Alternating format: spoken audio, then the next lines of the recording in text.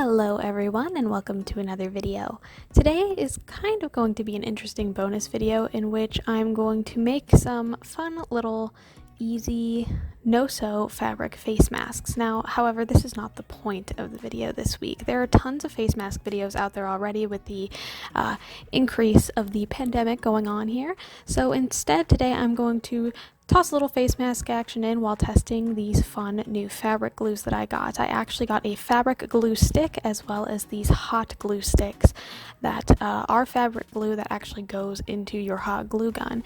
And I wanted to test these out and see how well they work and see if I can actually create a project using nothing but those types of glue instead of regular stitching. So let's get started. I have these two different colors of fabric. I have a patterned one and a plain one, which is normally how I will do my visible fabric and my lining fabric, and I am planning on using this maroon red fabric here as my lining fabric.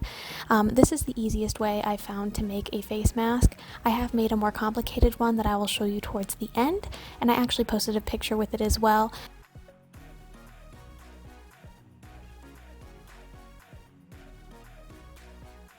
This one's made only out of an easy square, so I am cutting out a simple square. This ended up being, I think, 5.5 by 5.5 inches around. I do actually wish that I would have extended this to be 7.5 by 5.5. I ended up using about 1/4 of an inch seam allowance on all the edges, so it ended up being about 5 by 5 by the time I was done, and I think a 5 by 7 would have done better. It ended up being a little too square for me. As you can see here, I have this kind of wrinkly edge on my fabric. I've actually used this fabric a lot for a couple of different projects on this channel, so if you think you have an idea of when I've used this fabric before, leave it in the comments. I'm interested to see who's been around that long. So I am just using the square I first cut to kind of measure out the same size on my patterned fabric, and I'm also using my rotary cutter here. I think I got this for a couple dollars at Walmart. You know, if you happen to want something relatively inexpensive from a store that's not quite closed yet. So those are the two main pieces that you're going to need for this very simple project, and it can easily be done with scraps as well. So what we're going to be doing now is we're actually just going to be hemming around all of the edges. To use the fabric glue stick, I feel it's important to note this is not meant for a permanent hold. It actually comes off when it's in water. It dissolves in water. So I'm actually going to be using this to bind my two pieces together and use the hot fabric glue to actually assemble everything.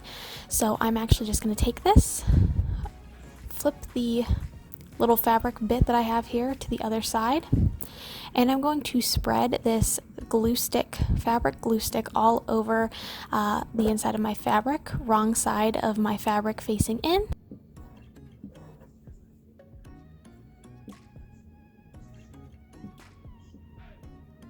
Something that I thought was really interesting about this fabric glue stick actually is when I was using it, like as it was drying, it actually made the fabric really cold. I don't know how that happened or why, but it was really interesting to feel. It says it's used for general basting or kind of keeping things together before you get the chance to sew them, which I actually think is really useful, but it does kind of go down really quickly, kind of as if you were maybe rubbing a lipstick on a table. It dulls down really easy and you use up a lot of product really quickly. However, it did actually flatten out my fabric really nicely without having to iron it, and I was really pleased with it. And it actually did maintain this flatness and kept everything together throughout the duration of the project, so I really actually enjoyed this glue stick. So now I'm here kind of testing it out. Obviously it will come apart if you rip hard enough, but it actually was stuck pretty good. I'm just going to kind of trim up my edges here to make sure everything's a nice, relatively even square before I start hemming, and I am going to use the fabric hot glue to do that hemming. So I'm going to hem the top and bottom pretty normally, just about 1/4 of an inch. So here I am taking those glue sticks, popping it right into my glue gun, and of course I had to get out some of the regular hot glue so that I could get to the fabric. It's white fabric glue, so it's pretty easy to spot, and all I did was pipe some of that glue along the edge and fold it over nice and neat. And since it's hot glue, it says on the back of the instructions that it should dry in 60 seconds. I think it dried a little bit faster than that because I have a relatively cool temperature on my glue gun, but I did this on the top and bottom of my face mask. I did one layer at a time. I did the inner layer first, and then I wrapped the visible patterned fabric that I wanted on the outside of my face mask over top. Now for the side sections here, this is a little bit different. These are going to be a little bit thicker of a hem, I guess, which is why I think it should be longer on either side, because then it gives you a lot of room to make these folds. I cut out these two little pieces of elastic. I want to say these are about 10 or 11.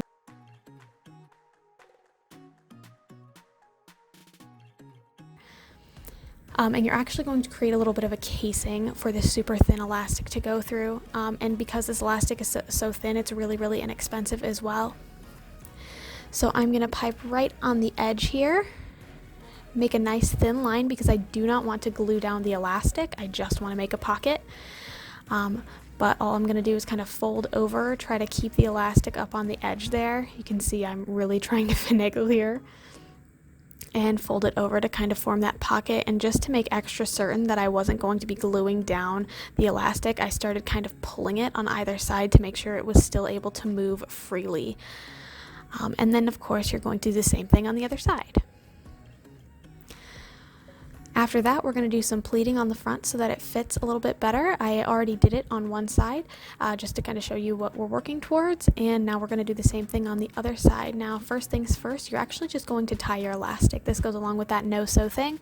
You're just going to cross it right over left, left over right to create a simple square knot, and tie it as tight as you can.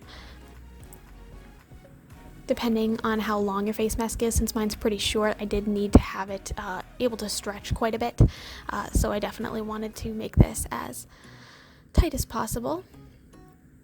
And after ensuring it was about where I needed it to be, this is the fun part and something I'm surprised I haven't done more on this channel when it comes to doing elastic projects, but all I'm going to do is start yanking on the sides here. At this point, I was kind of afraid that I had accidentally glued this side in, but you're just gonna take whatever you can if you need a little extra help from some scissors, and you're just gonna pull that knot inside that pocket so it's not visible and it looks like a really nice clean edge. And now for the folding, which is the fun part.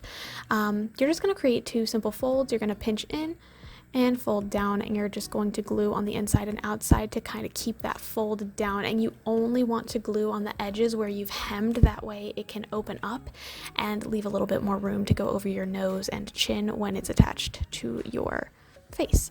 Now, as far as the fabric hot glue goes, it dried really quickly, which I really loved. I do love the ease of a hot glue gun, absolutely. But the thing about it, and the thing that makes me kind of iffy about it, is that it still has the texture of regular hot glue. It's still kind of hard, and it leaves like a little bit of a bulge, like a visible bulge through the fabric, where you can definitely tell that there was some sort of hardened plastic underneath it. It definitely binds the fabric really well, and I really enjoyed that. But I was actually able to, even in my pleats there, and you could kind of see in that an original clip that I had, where I was showing the first half of it, that it kind of left indents there. It was so hard that it did in fact leave indents. Overall, I think it works okay, and I think it requires a little bit higher of a temperature to kind of come out super smoothly, so the fact that I have this low temp gun was a really, really good thing, because I was able to control a really small amount at a time, and I did not waste a lot of the fabric glue when I was using it, which I think is a giant plus. So here I am, kind of finishing up the edges. Once again, do not glue anywhere in the middle, only over top of where you hemmed on the edges. Give everything a good test stretch. That should easily go over my ears. And you have a finished, relatively secure and snug face mask.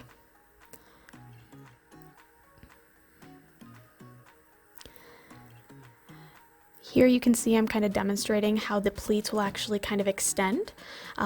This will give you a more secure hold as opposed to just using a plain square piece of fabric. And here I'm kind of modeling for you. Of course, like I said, I wish I would have made it a little bit longer on either side. It definitely looks a little bit tight on me because of the way it's stretching. It wasn't uncomfortable to wear, but it definitely held against my skin, and depending on who you are, that might be exactly what you want or not. Like I said, this is the second face mask I have made. I actually made a different face mask using another YouTuber's tutorial. I used the tutorial by Jennifer Maker. I thought it was so good, and honestly, I don't think I could make a better tutorial. So I'm actually just going to leave a little link to her tutorial right there. I think it's probably one of the best face mask tutorials I've seen so far.